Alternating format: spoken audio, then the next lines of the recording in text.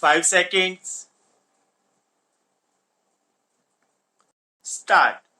Madam, it is not yet 1 full year since our railway minister assumed charge of his office.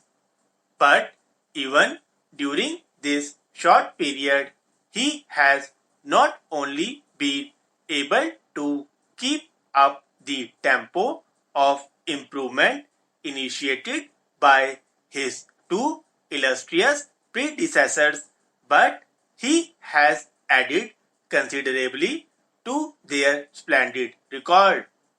A large volume of literature is normally circulated to members of parliament along with the budget every year. The railway ministry appears to have taken considerable pains this time to bring each and every aspect of railway administration prominently to light. This has necessitated the preparation and distribution of more papers this year. A thorough study of these papers brings to our mind a clear picture of the position of our railways as it was in the past, as it is in the present, and as it is proposed to be developed in the years to come.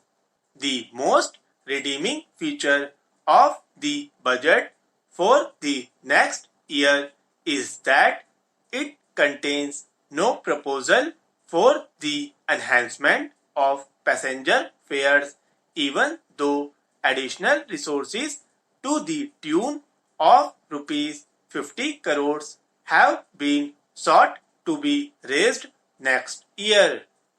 The last increase in the passenger fares took effect from July 2012.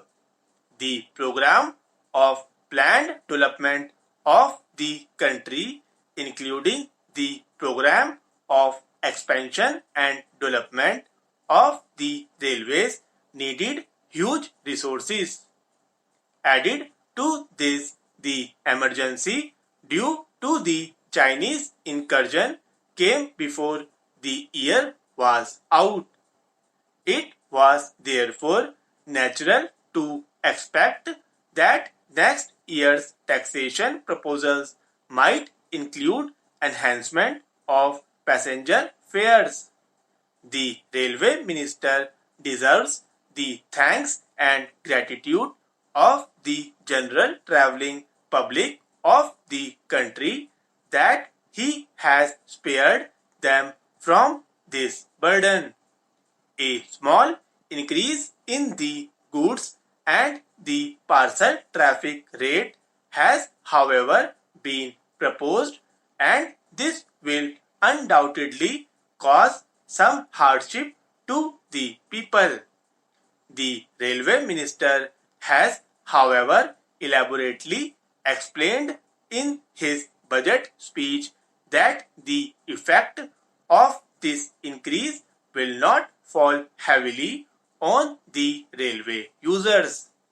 In that view of the matter, I venture to think that the people will not mind this additional burden to strengthen the railway's financial position and thereby make a definite contribution to the general exchequer and assist in the ways and means position of the general revenues.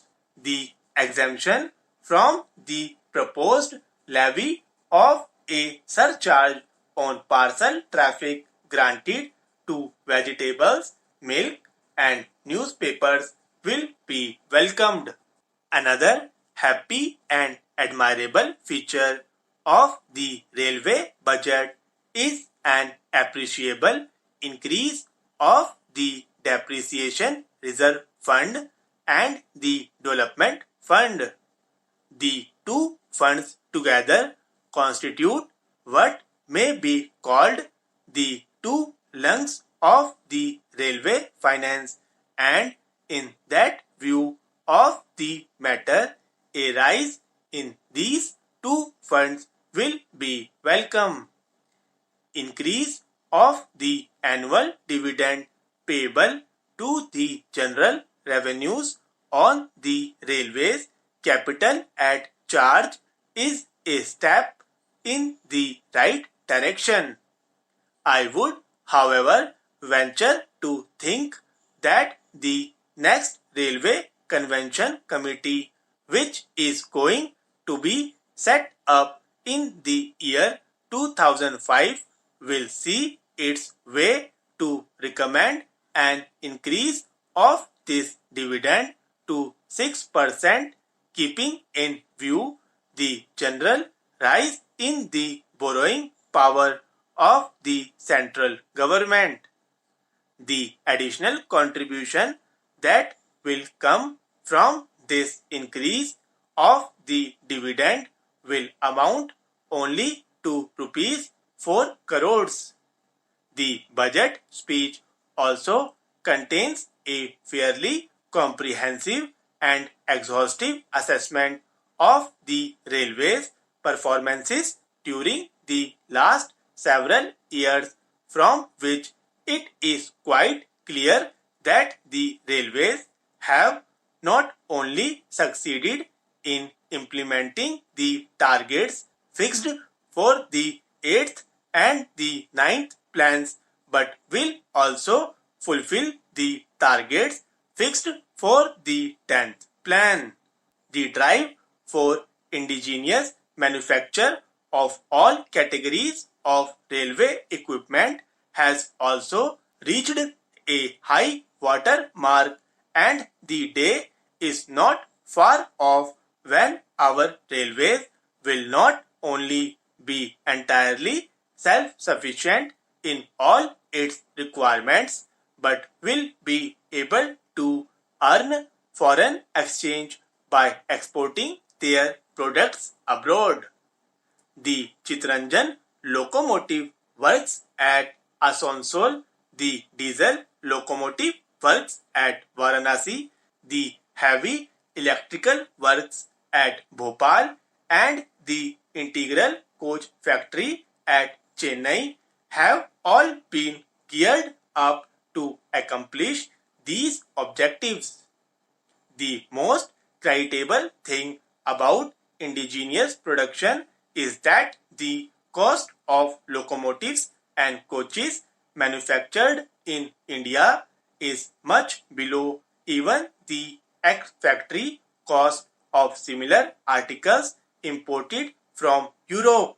These performances, when added to the number of amenities that the railways have been providing us for the last several years, do constitute what may be called a brilliant record of our railway administration, and but for the railway accidents which have been occurring rather too frequently within recent years, this record will be an all-white record.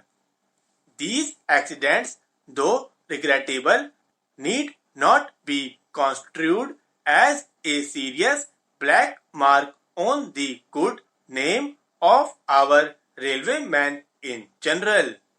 I agree to the observation that the failure of railwaymen and the accidents resulting therefrom constitute only an insignificant part of their achievements in the context of the vastness of their fields of operation.